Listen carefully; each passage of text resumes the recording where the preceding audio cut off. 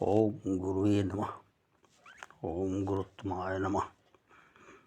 वंदे कृष्णं जगद्गुरु।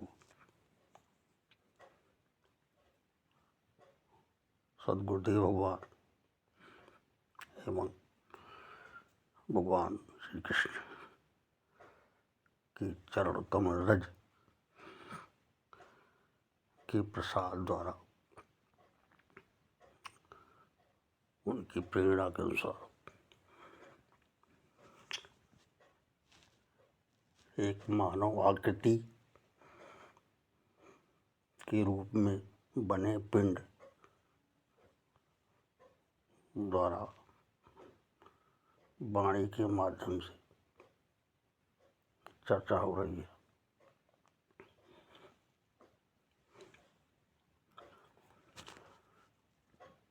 इस पिंड मानव आकृति का अपना कोई पहचान नहीं है, ना ही कोई अपना नाम है।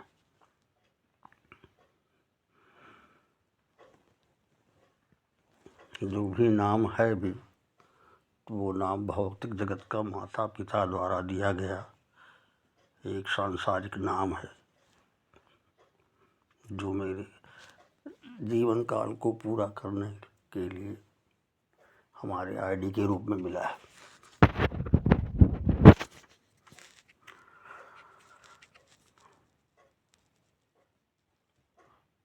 हम लोग सनातन धर्म से जुड़े हैं। सनातन भी एक शब्द है और हमारे शास्त्रों में शब्द को ब्रह्म कहा गया है। ब्रह्म माने परमात्मा, परमात्मा माने राम, भगवान कृष्ण, भगवान शिव,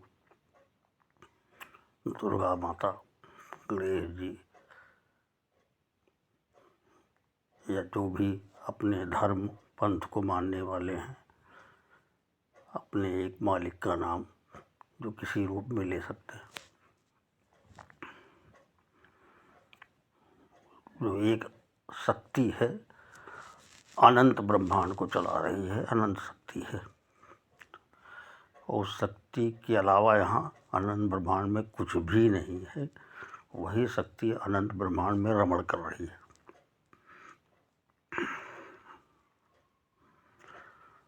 जिसको हमारे सनातन धर्म के हिसाब से अव्यक्त परमात्मा,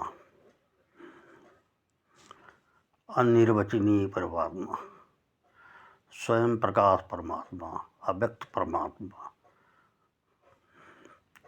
अप्रमेय परमात्मा,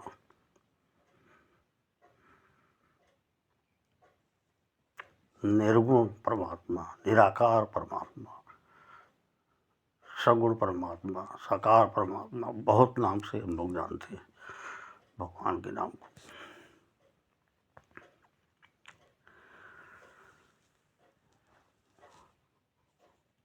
हमारे मालिक, हमारे भगवान, हमारे परमात्मा का एक पुरुष स्वरूप है। जब वो सृष्टि चलाने की संकल्प करते हैं तो एक पुरुष स्वरूप हमारे मालिक, हमारे परमात्मा जो अनंत ब्रह्मांड के मालिक हैं, एक पुरुष स्वरूप का संकल्प करके प्रकट करते हैं और उसी से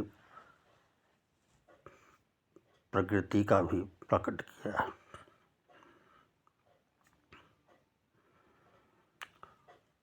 उसी के क्रम में सृष्टि के संरचनाएं भगवान द्वारा महातत्व की रचना की गई है। महातत्व के क्रम में आगे अहंकार की रचना भगवान द्वारा की गई। अहंकार से आकाश की रचना हुई, आकाश से वायु की रचना हुई, वायु से अग्नि की उत्पत्ति है, अग्नि से जल की उत्पत्ति है, जल से पृथ्वी का उत्पत्ति है।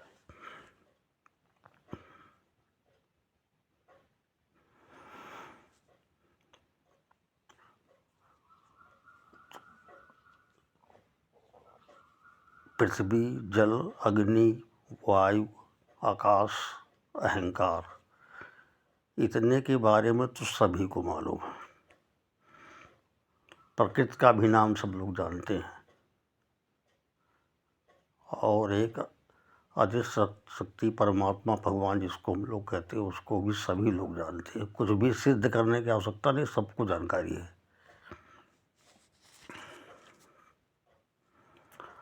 सबको ये भी जानकारी है कि पंच तत्व जो है उसी से शरीर सबको निर्मित है, सबकी शरीर। और पंच तत्व में शरीर एक निश्चित काल के बाद, निश्चित समय के बाद, जीवन काल पूरा होने पे ही अपने उसी पंच तत्व में विलीन गुना हो जाता है।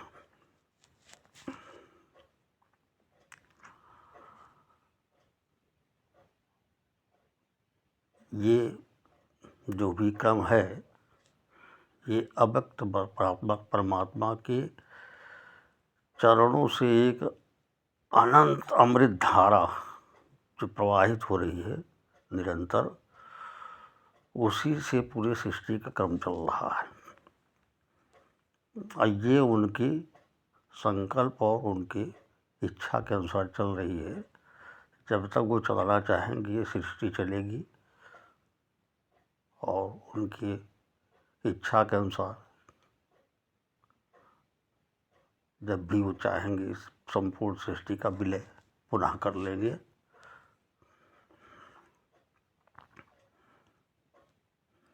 ऐसी मान्यता हमारे शास्त्रों में भी है। हम लोगों को जो बिल्कुल दिखाई पड़ता है सबको दिखता है, बस खाली अनजान हम लोग हैं, समझ नहीं पाते हैं। क्योंकि भौतिक जगत में हम लोग रमण करते हैं, तो मूल चीज़ को जानते हुए भी अनजान बने हैं सभी लोग। सभी को मालूम है कि पंचतत्व से शरीर बनी है, ये सबको मालूम है। कोई भी बच्चा जब से समझदार हो जाता है, जब वो शिक्षा क्षेत्र में जाता है, तो उसको हिंदी में कहीं न कहीं उल्लेख मिल जाता है कि पांच तत्व शरीर बनी है, क्षेत्र जल पावक गगन समीर,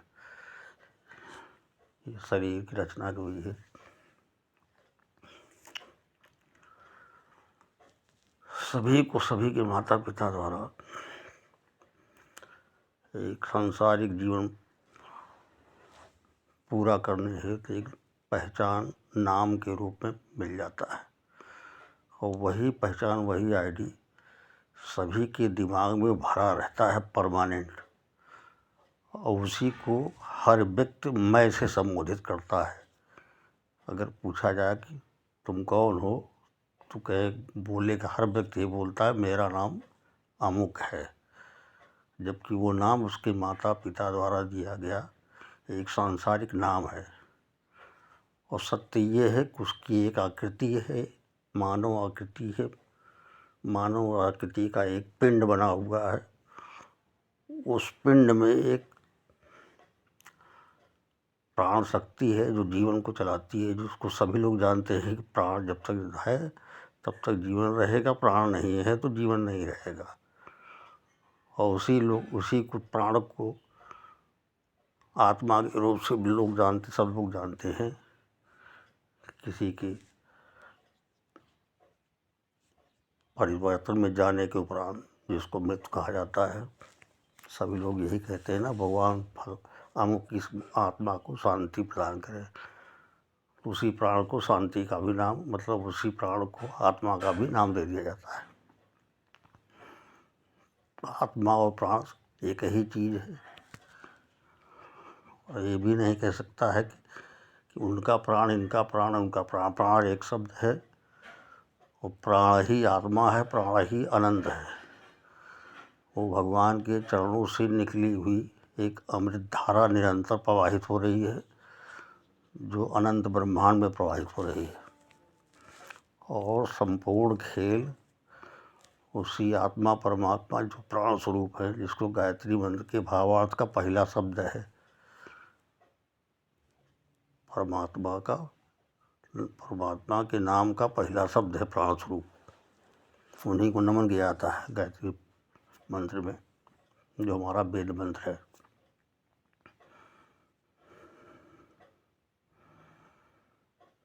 गायत्री मंत्र का जो भावार्थ है उसमें उसका सीधा सीधा अर्थ है उस प्राण स्वरूप, सुख स्वरूप, दुखनाशक, श्रेष्ठ, तेजस्वी, पापनाशक देव स्वरूप परमात्मा को अपने अंतर हृदय में धारण करे। वही परमात्मा हमारे बुद्धि को सन्मार्ग में प्रेरित करें, ये भावार्थ है। यहाँ हम सभी लोग इस संसार में, जगत में जो भी हैं, सब प्राण से ही प्रेम करते हैं। कोई आकृति से प्रेम नहीं करता है। मानव रूपी आकृति या किसी अन्य जीव की जो आकृतियाँ हैं, उस पिंड से कोई प्रेम नहीं करता। यहाँ सबकी पहचान उसी प्राण शक्ति से है जो इस मानव आकृति पिंड को चलाती है, जिसको जीवन कहा जाता है। वही प्राण शक्ति है जो सबको जीवित रखती है, और वही सारा खेल उसी का है, प्राण शक्ति का, जो आत्मशक्ति भी कहा जा सकता है उसको। प्राण शक्ति कहिए, आत्मशक्ति कहिए, परमात्मा कहिए, भगवान कहिए, राम कहिए, कुछ भी कहिए। इसको पहचानने की आवश्यकता है। जानते सभी लोग हैं, कुछ सिद्ध करने की आवश्यकता नहीं, कहीं से उदाहरण देने की आवश्यकता नहीं है। सबको सब जानकारी है। खाली अनजाने में मतलब नासमझी में नहीं समझ पाते, बाकी जानते सभी हैं। फैक्ट क्या है, यही है। सबको मालूम है कि आकृति शरीर है, एक पिंड बना हुआ है, इसमें प्राण शक्ति हमारी है, आत्मशक्ति है, यही हमें चलाती है। यही जब नहीं रहेगी तो हमारा प्राण निष्क्रिय हो जाता है, हम लोग मृत्यु को प्राप्त हो जाते हैं, जो परिवर्तन में चला जाता है। और पंचभूत से बनी शरीर है, पंचतत्व से, और पंचतत्व में पूरा विलीन कर दिया जाता है अंतिम संस्कार के माध्यम से। इसी पंचतत्व के शरीर में, जिसको मैं कहा जाता है, अहंकार, मैं माने अहंकार भी होता है। भौतिक जगत में मैं माने अमुक नाम जो माता पिता द्वारा दिया गया है, इसको मैं कहा जाता है। जो माता पिता द्वारा दिया गया हमें जीवन चलाने हेतु नाम मिला है, उसी को हम लोग मैं मानते हैं। और जबकि सच्चाई ये है कि मैं से ही ये पंचतत्व का जो है उत्पत्ति है, मैं से ही इस शरीर का निर्माण है सृष्टि के क्रम में। और मैं माने प्राण शक्ति है, जो भगवान के चरणों से एक अमृत धारा के रूप में प्रवाहित हो रही है, जो वही पंचतत्व में ही प्रवाहित है, और एक निश्चित समय के लिए पंचतत्व को वो बिखेर देती है। और जब तक पंचतत्व का मिश्रण एक पिंड के रूप में रहता है, सुव्यवस्थित है, तब तक वो प्राण शक्ति उसमें विद्यमान रहती है। जो उस पिंड का समय पूरा होता है जीवन काल के अनुसार, तो प्राण शक्ति, वही शक्ति, आत्मशक्ति, उस पिंड को छोड़ देती है, अपने से विलग कर देती है, जिसको हम लोग मृत्यु कहते हैं। हम लोग मृत्यु मान लिया जाता है उसको, और अंतिम क्रिया कर दी जाती है।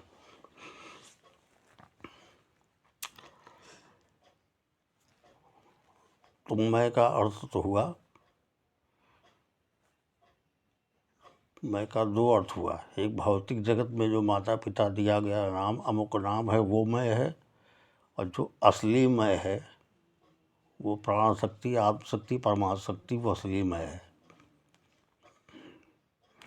इसी को जानने के लिए हमारे महापुरुष, हमारे वेद पुराण शास्त्र सारे सदगुरुदेव भगवान सभी लोग चर्चाएं कथाओं के माध्यम से विभिन्न प्रकार से करते रहते हैं। अपने गुरु परंपरा की शिक्षा, स्वाध्याय, सत्संग, जिससे जो प्रसाद मिला है उसी के भाव में अपने अपनी भाषा में सभी परिभाषित करते रहते हैं।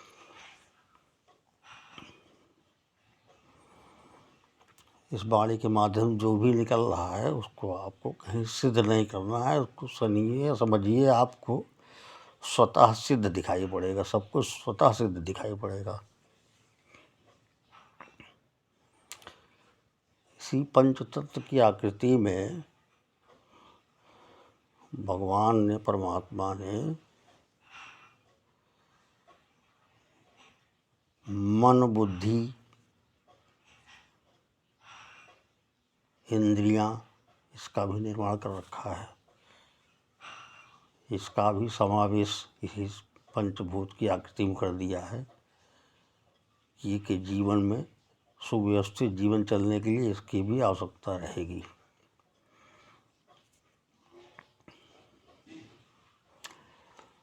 मन के बारे में सभी जानते हैं कि मन है, सभी लोग बोलते हैं मेरा मन मेरा मन, लेकिन ये क्यों नहीं जानता कि मैं कौन हूँ। मेरा मन तो बोलते सभी हैं, लेकिन मेरा शब्द किसके लिए हम संबोधित कर रहे हैं ये जानकारी नहीं है। ये मेरा शब्द का संबोधन हम माता पिता द्वारा अमुक नाम दिए गए नाम को संबोधित करते हैं कि मेरा नाम, मेरा, और मैं उसी को मैं मान लेता हूँ, उसी को मेरा मान लेता हूँ। उसी अमुक नाम को मैं मान लेता हूँ, उसी अमुक माता पिता द्वारा दिए गए नाम को मेरा मान लेता हूँ। वही आधार बनता है, मेरा का आधार भी वही बनता है।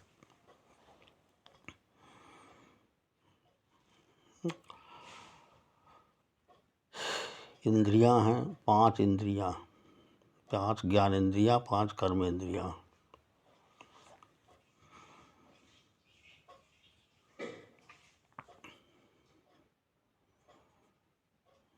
सामाजिक सरल भाषा में समझिए, हाथ पैर एक, दोनों हाथ एक इंद्रिय हो गए, दोनों पैर एक इंद्रिय हो गई। एक वाणी हमारी है, तीसरी इंद्रिय कर्म इंद्रिय भी है। एक मल द्वार है, वो भी कर्म इंद्रिय है। एक मूत्र द्वार है, जो मूत्र द्वार भी है, जननेंद्रिय भी है, एक कर्म इंद्रिय है। मूत्र द्वार जननेंद्रिय एक ही मानी जाती है। इस प्रकार 5 कर्म इंद्रिय हैं और 5 ज्ञान इंद्रिय हैं। ज्ञान इंद्रियों में नाक, कान, आँख, रसना जिससे हम बहुत स्वाद लेते हैं, भोजन करते हैं, त्वचा जिससे स्पर्श का अनुभव होता है। 5 ज्ञान इंद्रियां हैं। एक मन है, एक बुद्धि है।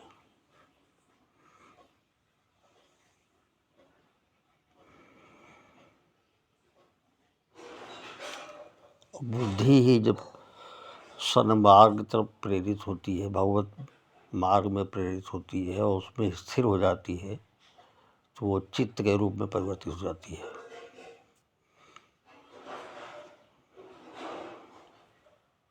स्थिर बुद्धि चित्त हो जाती है। बुद्धि भी सभी में 2 प्रकार की है, एक सद्बुद्धि, एक दुर्बुद्धि है।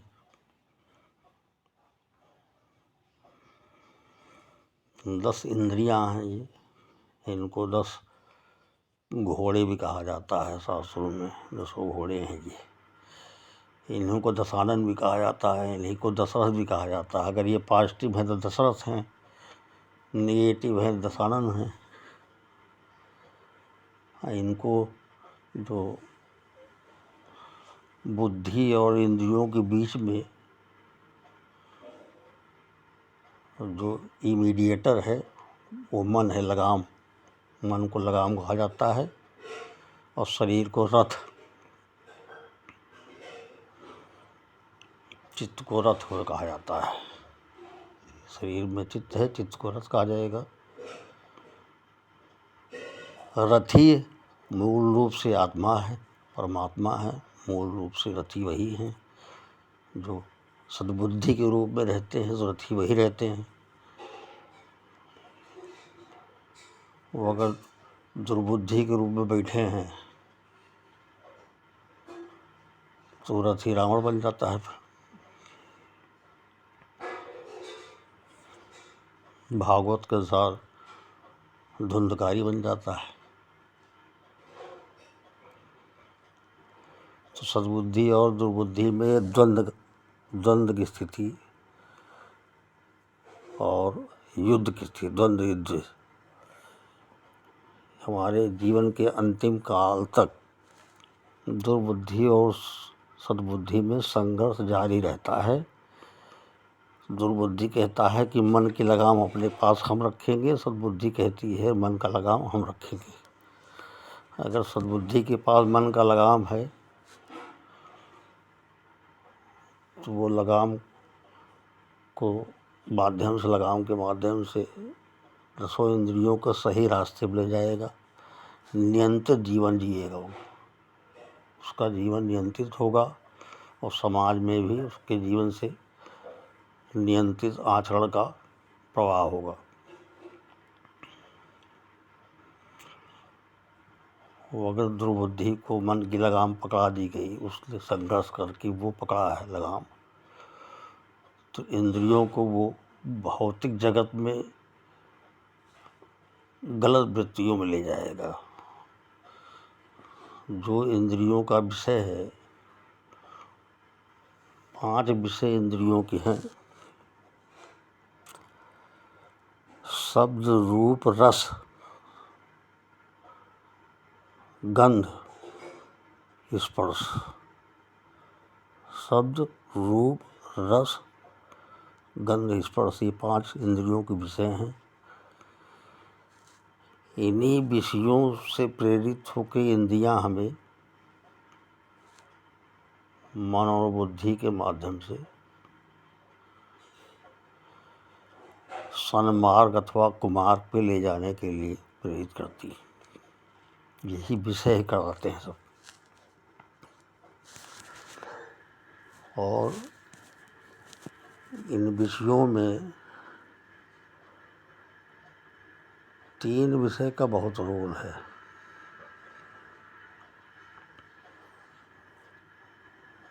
वाणी का बहुत बड़ा रोल है।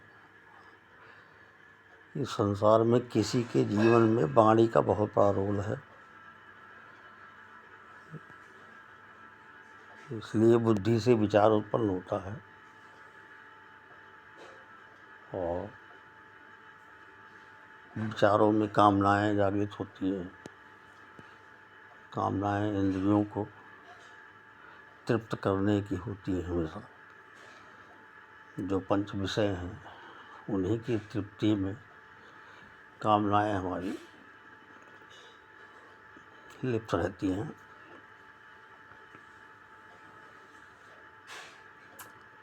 तो विचारों की भिन्नता भी है।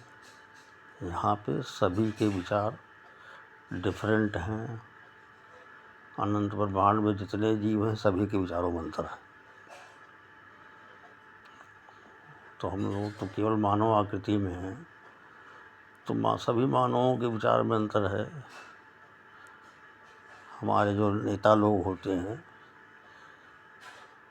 वो बहुत ही बुद्धिमान माने जाते हैं, होते भी हैं। इसलिए माने जाते हैं कि हम लोग 2-4 आदमी के परिवार में 2-4 मत और विचारों को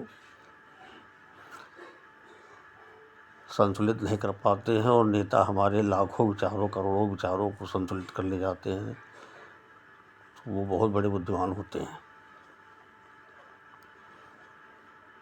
इसलिए कि सभी के विचार अलग हैं और सभी के विचार को अपने पक्ष में लेना ये बहुत बड़ी बुद्धिमत्ता की बात है। कि विचार सभी के अलग हैं, भिन्न हैं और सभी के अंदर जो मैं शब्द है, तो ये मैं जो है विचारों की श्रेष्ठता में सबसे बड़ा काम करता है। कि हमारा विचार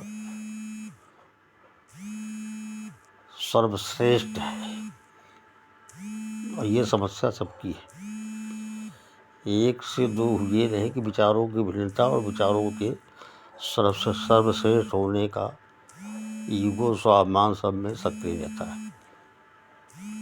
यही कारण है कि एक से दो होने पे टकराव की स्थिति कभी भी हो सकती है।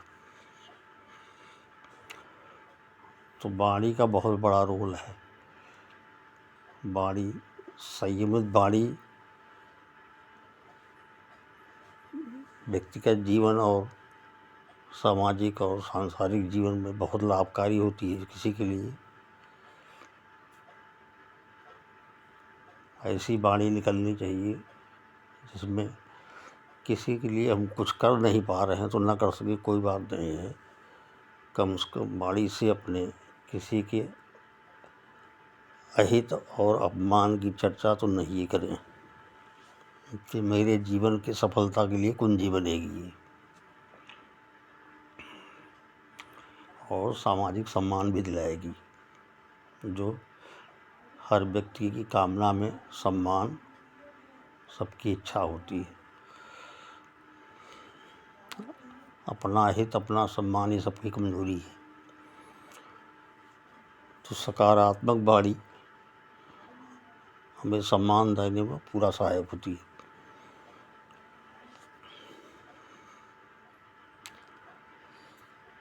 हित हम किसी का करने योग्य हैं या नहीं हैं, इस पे बहुत विचार करने की आवश्यकता नहीं है, लेकिन इतना तो हम कर ही सकते हैं किसी का अहित मुझसे ना होने पावे। ये तो आसान है। तो अहित अपमान से बचने की आवश्यकता है। अगर ये सूत्र रहा तो जीवन में सफलता से कोई किसी को रोक नहीं सकता है। आप अपना जीवन यापन सुचारू रूप से, व्यवस्थित रूप से जीवन चलेगा और सभी का कल्याण मार्ग रहेगा। सभी का अगर कर्म बन गया तो सभी का कल्याण होगा।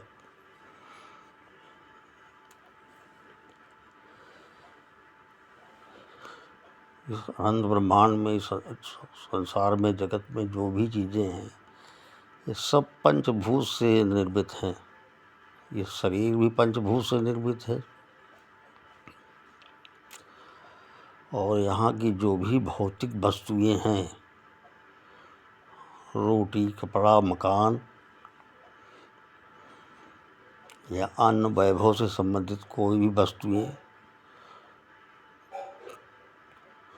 इस सृष्टि की कोई भी वस्तु, कोई भी चीज़ पंचतत्व से अलग नहीं है। सब पंचतत्व से ही निर्मित हैं और पंचतत्व से बार बार निर्मित होकर नए आकृति लेके आते हैं सब, और एक निश्चित समय के बाद वो पुनः पंचतत्व में परिवर्तित फिर होते हैं, फिर बार बार नए प्रोडक्ट के रूप में आते हैं, नए बार बार फिर डिप्रेशन होता है, डिप्रेशन बाद उनका फिर विलय होता है। ये क्रम बना हुआ है। यहाँ पंचतत्व के अलावा छठवां तत्व है ही नहीं है। पंचतत्व से सारा खेल है, और पंचतत्व का जो मूल है, जहाँ से पंचतत्व प्रवाहित हो रहा है, प्राण शक्ति है, अनंत शक्ति है, जिसको कुछ भी कह लीजिए, वो एक शक्ति पंचतत्व में रमण करती है, और सारा खेल पंचतत्व का है।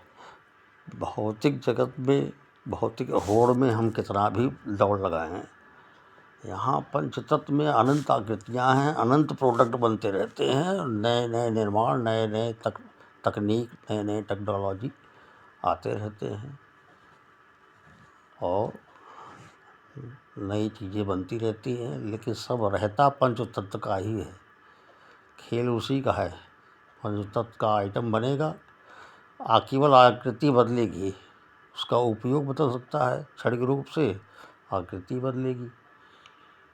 तो भौतिक जगत के होड़ में जो भी पढ़ना चाहेगा तो अपने जीवन के लिए परेशानी मोल लेगा, वो उसका कोई अंत नहीं है। जो जीवन की मूल आवश्यकताएं हैं, रोटी, कपड़ा, मकान, शिक्षा, स्वास्थ्य, ये मूल आवश्यकताएँ हैं। इसके लिए आदमी सभी को विशेष प्रयास करने की आवश्यकता है। उपयोग की वृत्ति होनी चाहिए, भोग नहीं, उपयोग। उपयोग में आपका जीवन सुव्यवस्थित चलेगा, और भोग वृत्ति ये पश्चिमी सभ्यता की तरफ ले जाती है। इसलिए जो इंद्रियों का मूल विषय है,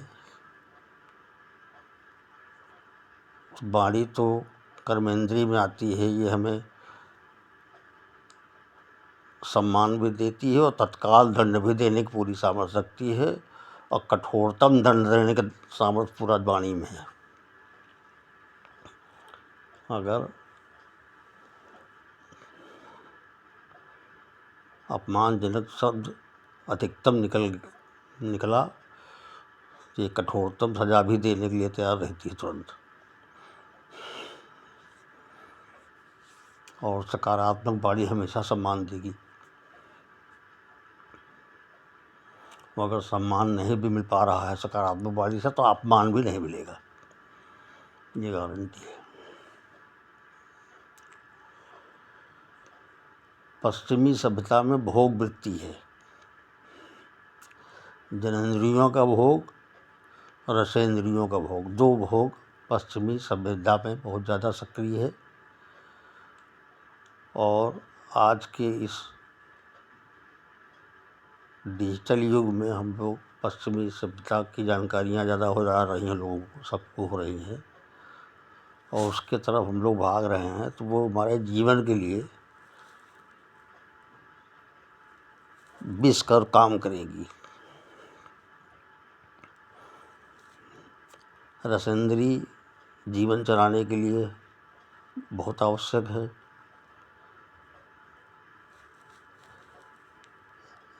जनेंद्री सृष्टि में सहयोग करने के लिए बहुत आवश्यक है, लेकिन उपयोग की आवश्यकता है, भोग की नहीं।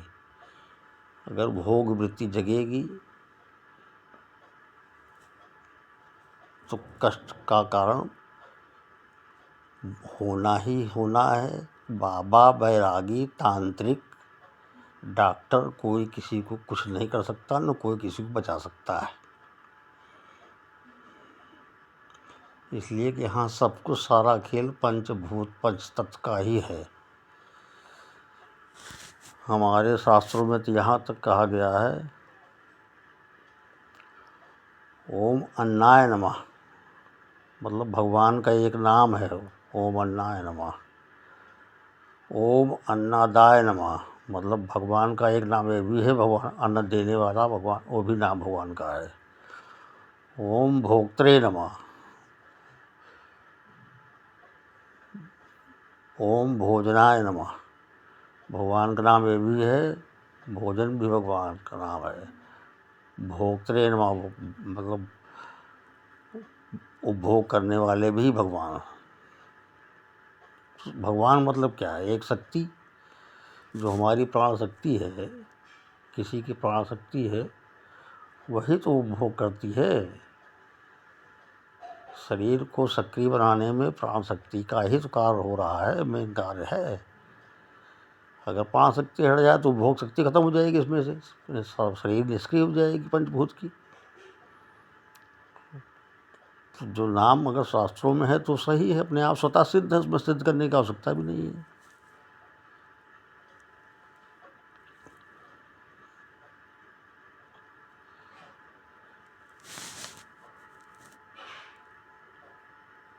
डिजिटल युग चल रहा है, घर घर में फ़ोन, स्मार्टफोन है, फ़ोन की आवश्यकता भी है, लेकिन इसी फ़ोन में जो सुनने में देखने में आता है, इसमें आपराधिक वृत्तियों का प्रचार भी दिखाई पड़ता है। तो शास्त्रों के अनुसार 5 आपराधिक वृत्तियाँ बहुत ज़्यादा बताई गई, खराब बताई गई हैं। जुआ, शराब, व्यभिचार, हिंसा, चोरी, ये 5 आपराधिक वृत्तियाँ बहुत खराब बताई गई शास्त्रों में, हमारे सनातन शास्त्रों से। जो भगवान की वाणी है स्वतः, और दैनिक जीवन में कोई इसको अनुभव करे तो भी उसको स्वतः सिद्ध हो जाएगा कि वास्तव में पांचों बड़ा क्या पढ़ेंगी, ये हमारे पतन का कारण बन जाते हैं, किसी का पतन कारण बनते हैं।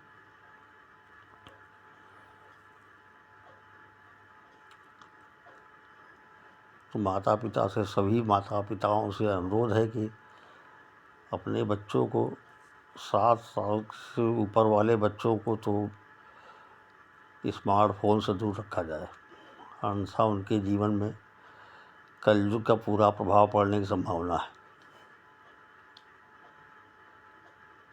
इसलिए 5 आपराधिक वृत्तियाँ कलयुग का प्रभाव हैं, और ये जीवन में जहर और विष घोलने वाली 5 वृत्तियाँ हैं। गलती मानव स्वभाव है, गलती करना बार बार मानव स्वभाव में आता है। गलती हो सकती है, लेकिन सुधार भी चाहिए, सुधार का प्रयास भी चाहिए। तो सबसे पहले तो प्रथम गुरु सभी के माता पिता हैं, तो वो गुरु बन के अपने बच्चों को संस्कार दें और स्मार्टफोन से दूर रखने का प्रयास करें। आवश्यकता भर ही उनको स्मार्टफोन का इस्तेमाल करने दिया जाए, अन्यथा उनके जीवन में आने वाली पीढ़ियों में विष घुल जाएगा। इंद्रियां सभी बहुत बलवान होती हैं। अगर आँख से खराब जिस पर निगाह पड़ रही है तो निश्चित मन को भटकाएगा वो। आँख से अगर सौंदर्य का दर्शन हो रहा तो निश्चित रूप से मन को शांति प्रदान करेगा।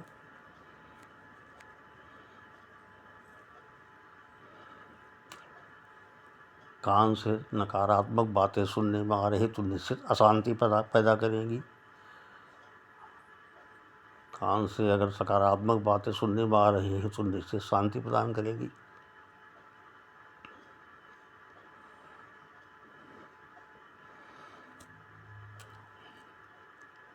रसना में अगर भोग वृत्ति अधिक है,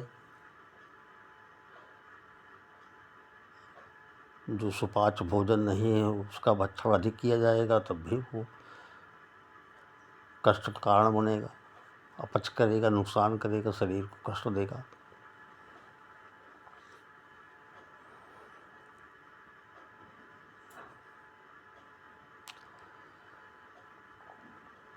इंद्रियां विषयों की तरफ आकर्षित बहुत ज़्यादा होती हैं, सभी की होती हैं, किसी व्यक्ति की बात नहीं की जा सकती है।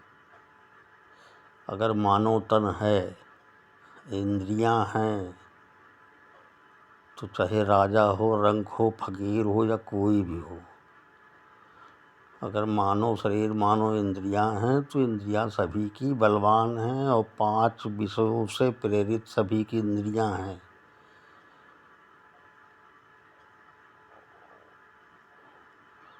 दस इंद्रिय मन, ये सभी को सन्मार्ग और कुमार्ग में ले जाने के लिए पूरा कार्य करती है। अब जिसके प्रारब्ध में सन्मार्ग और कुमार्ग कितना मिलना है, ये उसके जन्म से ही तय हो जाता है।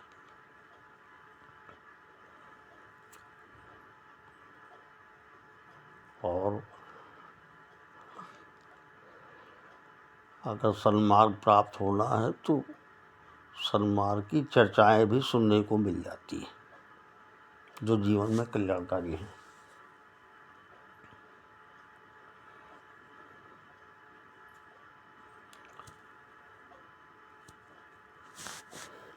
कोई तांत्रिक, कोई बाबा, कोई ज्योतिष, कोई कुछ नहीं कर सकता है। न कोई भूत है, न कोई प्रेत है, कुछ भी नहीं है। भूत तो क्या है, पंचभूत तो 5 तत्व ऑलरेडी है ही हैं, इससे बड़ा भूत कहाँ से आएगा। यही पंचतत्व, पंचभूत जिसको हम लोग कहते हैं, उसी शरीर बनी है, तो अलग से भूत कहाँ से आ जाएगा। अगर किसी के पास अलग से भूत है तो हम भी मिलना चाहेंगे, उसके पास अलग से भूत कहाँ से आया। पंचतत्व है जिससे शरीर निर्मित है, और पंचतत्व के सारे निर्मित आइटम हमारे जीवन के लिए सुखकारी होते हैं, वही हमारे जीवन को चलाते हैं।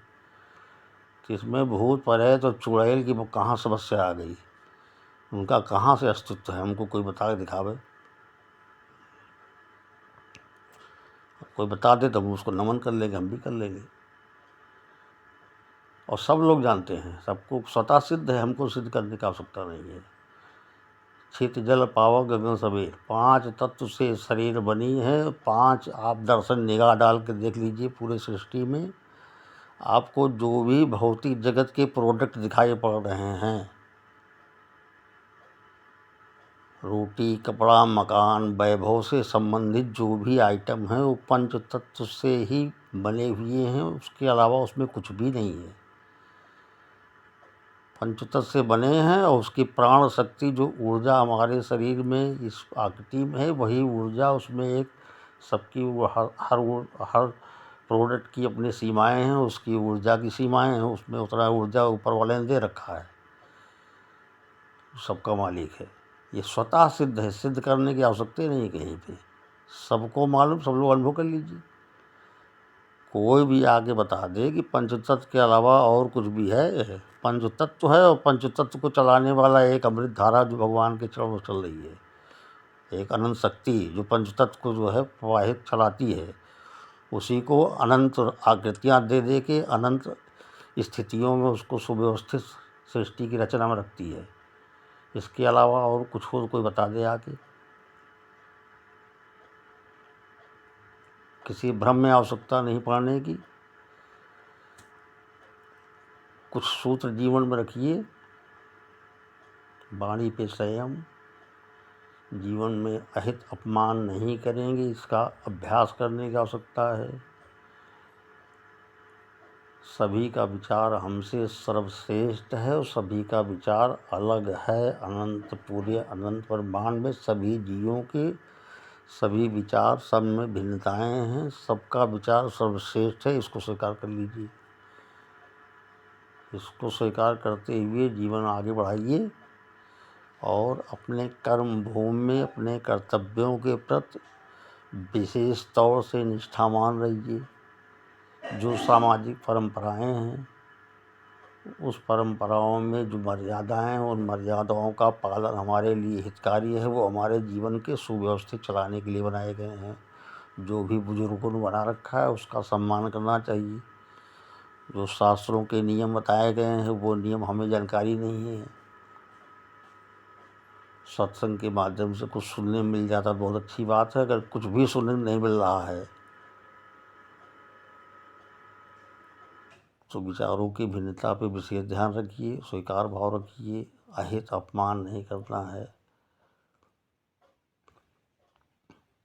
ये जीवन के लिए विशेष सूत्र बनेगा और अपने कर्म के प्रति, सदकर्म के प्रति, सकारात्मक कर्म के प्रति परमानेंट सजग रहने की आवश्यकता है, जो सफलता देने में आपको सहायक रहेगी।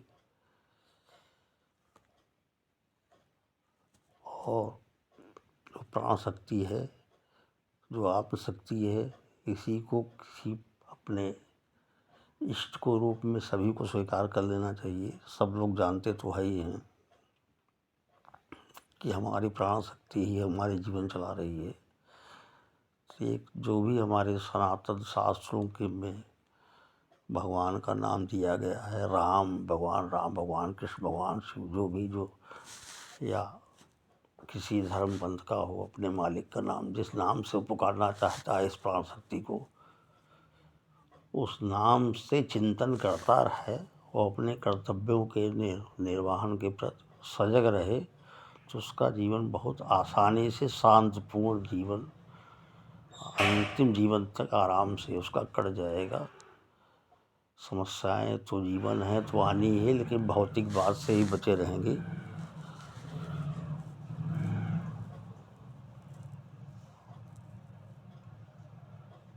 शेष आगे आज की वाणी सद्गुरुदेव भगवान और भगवान श्री कृष्ण की चरणों में समर्पित। सर्वे भवन सुखना सर्वे सन्तु निरामया सर्वे भद्राणि पश्यन्तु मा कश्चित् दुःखभाग् भवेत्। अनंत ब्रह्मांड में भगवान सभी का कल्याण करें। ओम गुरुवे नमः, ओम गुरुत्वाय नमः। वंदे कृष्णं जगद्गुरु। ओम श्री हरि ओम हरे नमः ओम हरिहर नमः हरि ओम तत्सत।